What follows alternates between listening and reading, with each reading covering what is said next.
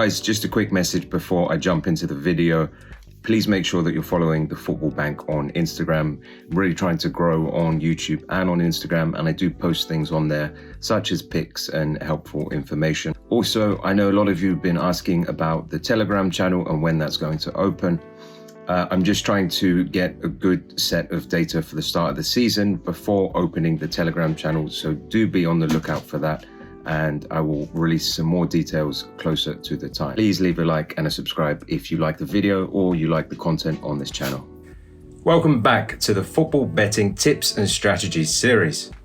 Now, I've been following the NFL for quite some time now, and there's a popular common strategy that a lot of people like to use, and that's called betting on the dogs, as the Americans would say. Simply put, you put a bet on the underdog to win the game, and in theory, there should be enough upsets for this strategy to return positive expected value in the long run. But how can we translate this to football, where the differences between the favorites and the underdogs are so large that an upset is so unlikely?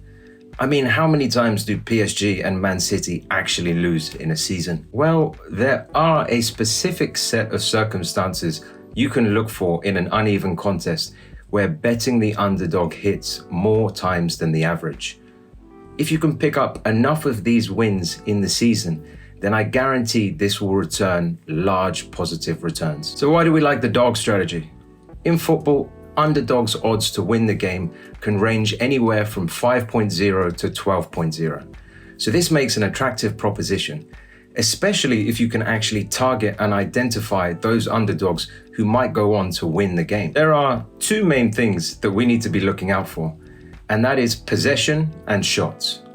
Of course, the first is possession, and as expected with a strong team versus a weak team, we are looking for a scenario where the favorite has 60% plus possession, and it's even better for this strategy if it's closer to 70%. How this comes about in games is that the underdog usually concedes possession to the favorite, preferring to maintain a solid defensive shape around the outside of their own box. The high possession numbers for the favorite comes from the favorite usually working the ball around the back line and the sides of the pitch, trying to create an opening to score. The second and probably more important factor is shots.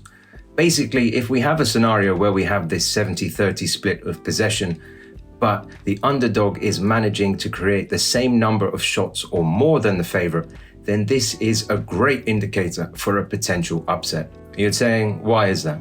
Well, if the favorite with 70% possession is creating lots of shots, then this shows that they are finding a way through the underdog's defensive block, and it's only a matter of time before they score. But if they are struggling to create shots or are restricted to taking low expected goals shots from outside the box, then the defensive block is working. And that's great. The underdog are stopping the favorite from scoring, but how does that mean they'll win the game?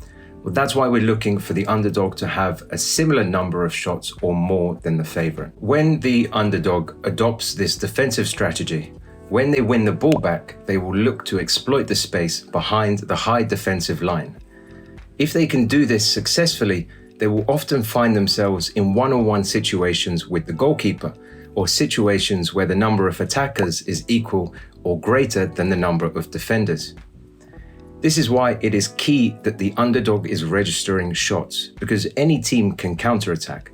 But if they can counterattack and generate scoring chances, then the chance of the underdog scoring increases significantly. There's a really great example of this from the French Ligue 1 this season with PSG at home to Nice. At halftime, it is 1-1. PSG have 63% of the possession versus 37% for Nice. But both teams have had 8 shots in the game so far. Even more than this, Nice have had 5 shots in the penalty area compared to 4 for PSG. So this is precisely showing the logic we just discussed. PSG have most of the ball, but Nice are counter-attacking effectively and are able to create the same, if not more, goal-scoring chances than PSG. And the beauty of the dog strategy, Nice to win the game at halftime is 6.5. If you placed a bet of £100, it would return you £650. Nice ended up winning the game 3-2. Scoring 2 goals in the second half.